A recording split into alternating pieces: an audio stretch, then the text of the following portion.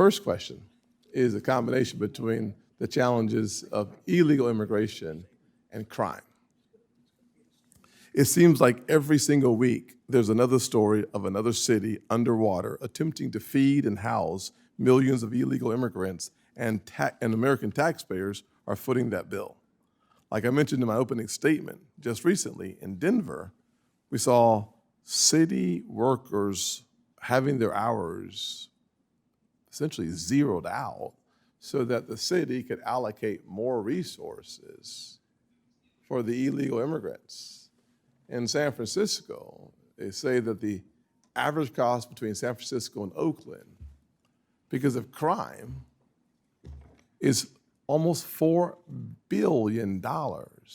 Couple that with, in New York, you see Governor Hochul bringing out the National Guard and the state police to help reduce the impact of crime. At the same time, Mayor Adams says he needs more money because the state of affairs from illegal immigrants in the city is devastating the economy, scaring the citizens, and reducing the opportunity for business as usual to return to New York City. So my question is, can you explain how our economy is expected to continue shouldering the burden and the costs because of illegal immigration? And what, if any, information do you have as it relates to the impact of this surge of crime in our major cities on the economic outcomes of those cities? Because I heard the discussion that when you have more folks in the store, you have more shoppers, except for these days, when you have more folks in the store, sometimes they're just there to steal. So you quoted my statement earlier, and it was an accurate quote, for which I thank you, but I would say right before that, what I said was immigration policy, very important, very much under discussion, and it's none of our business.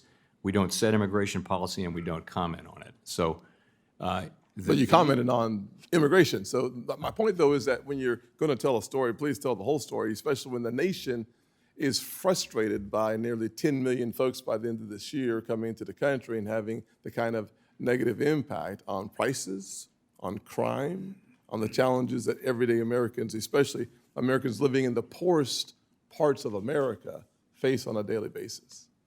So as you accurately quoted, I said over time. So I was referring to the history, which with you agreed. So I was staying as far as I possibly could from the current political context. And you know, it's really not appropriate for us. We're independent. We like to remain that way.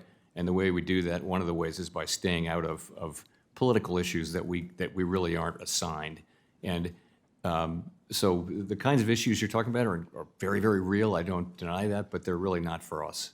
So the Fed does not consider the impact of 10 million illegal immigrants coming to our country and the costs associated with those illegal immigrants, nor do they consider the impact on states like New York or California or Illinois, where the devastation of crime ravishing the poorest Americans has an impact. We don't take that into consideration. So we do, and so does the Congressional Budget Office. We do try to estimate population, and we try to estimate the effect of immigration, legal or illegal, on the size of the workforce and on GDP. If you look at the Congressional Budget Office has, as you probably know, a detailed assessment of all the things like that.